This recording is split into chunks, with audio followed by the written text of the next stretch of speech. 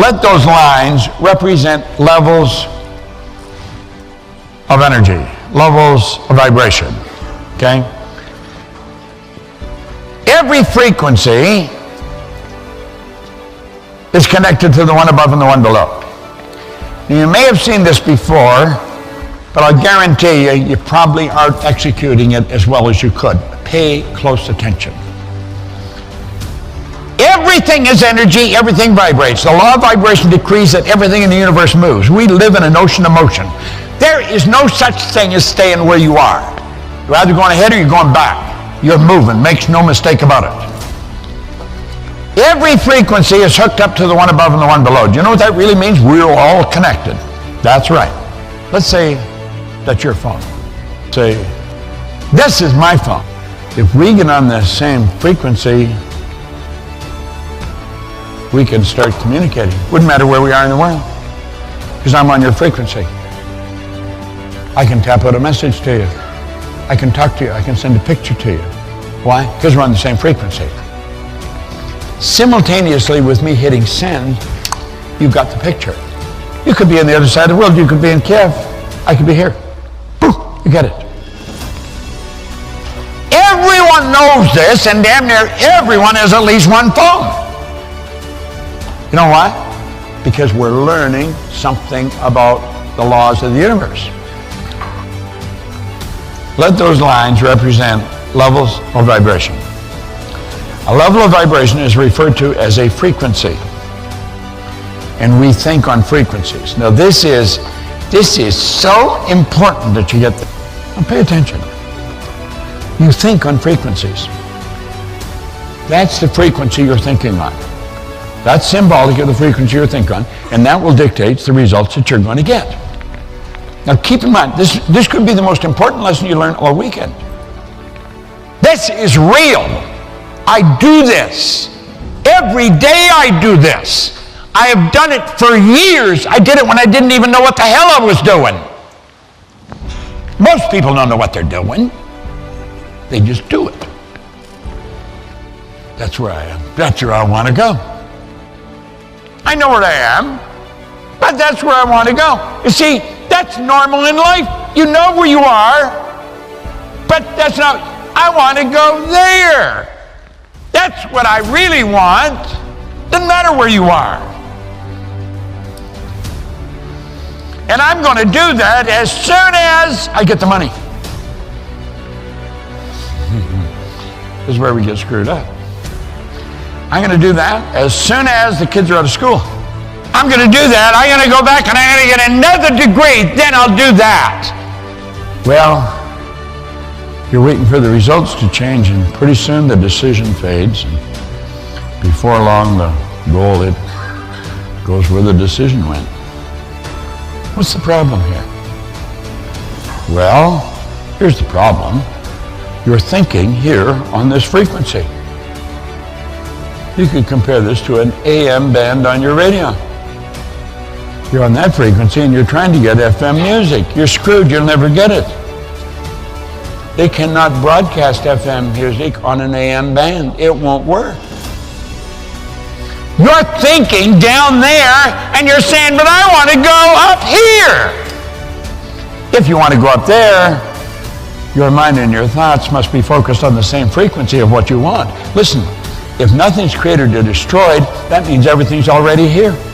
If not in one state, certainly in another. Nothing is created or destroyed. The way to fly an airplane has always been here. If you want to get that, you've got to understand that you've got to think on that frequency. And if you're going to do that, you've got to make a committed decision. When you make a committed decision, you then have to begin to think and act. The old way of thinking's got to go. Committed decision, you've got to let the old way of thinking go. Then you've got to think and act like the person you want to become. What's everybody going to think? The guy's out of his mind, for God's sake. He's going to try by that. He hasn't got any money. He's quitting his job. You've got to be out of your mind. You've got a family, you know. You've got to be responsible. The only prerequisite to getting what you want is you've got to want it. You can have an idea of what you want, and that's important. But the most important part of that, just having an idea, is not just have a broad idea. I want X. And I go, no. What exactly do you want? Why?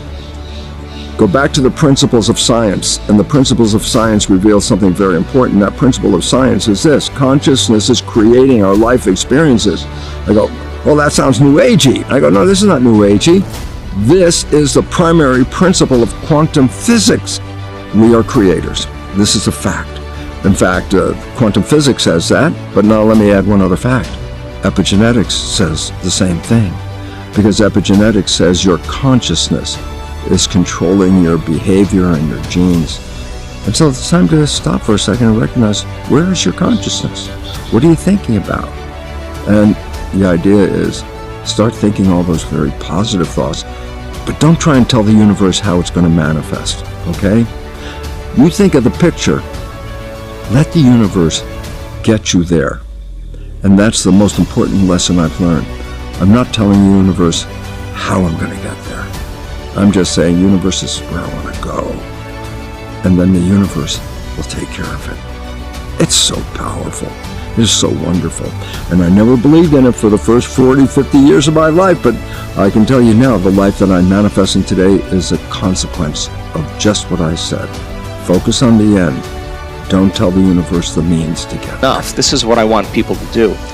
I want them to sit with themselves long enough that they can become so familiar with, the word meditation, to become familiar with, to become so conscious of their unconscious thoughts that they don't go unconscious of them in their waking day. You know, that belief like, why can't I change, or why is it change so hard for me? Mm-hmm. To become so aware of how they speak, how they act, if they blame, if they complain, if they make excuses, they feel sorry for them, if they judge other people. I want them to sit with themselves and look at those programs, to become so conscious that they don't default and go unconscious again. And then sit long enough with those emotions where you really don't reach for the cell phone now and you're curious to see what's on the other side of it, or you're given a tool to help you get beyond it, right? If I give people numerous opportunities to overcome themselves, and numerous opportunities to connect over and over again, sooner or later it's going to start to create some movement. So then the person should then, in that place called the unknown, start thinking about what thoughts they do want to fire and wire in their brain. And with intention and attention, when that voice is saying, I can, it's too hard, I'll never change, this becomes the louder voice. And that voice and nerve cells that no longer fire together, no longer wire together. Okay, so if I keep that up, I can install hardware that can become like a software program, which would be like the new voice in my head that says, Maria, you actually can change. It's not that hard. You actually prove that to yourself by getting beyond that thought. There's something on the other side of it, right? That's called the unknown. If you closed your eyes and thought about how you were going to be in one day, just with your family, with your relationships, with your job, with your coworkers, in traffic, how are you going to be? Like, what would greatness look like?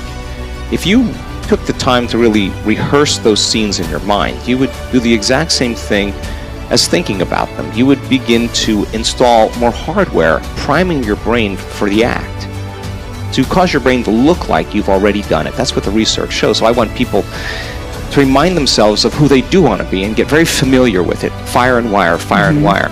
Last thing then is, which is the toughest part for people, because we've been programmed and hypnotized into waiting for the event out there to occur to take away the lack or the pain that we feel inside of us. So the event produces the experience. When the wealth comes, when the relationship comes down, I'm going to be happy. Well, turns out you got to feel it in order for it to happen in the quantum. So if we can teach people how to self-regulate their emotional state, right, and feel the feeling before the event, the body is so objective that it doesn't know the difference between the real life experience that's creating that emotion and the emotion that that person is fabricating by thought alone. The body's believing it's living in a new environment. Well, the research on epigenetics says it's the environment that signals the gene. Okay, well, the end product of an experience from the environment is an emotion. So when people are embracing these emotions ahead of the environmental experience, they're signaling genes ahead of the environment.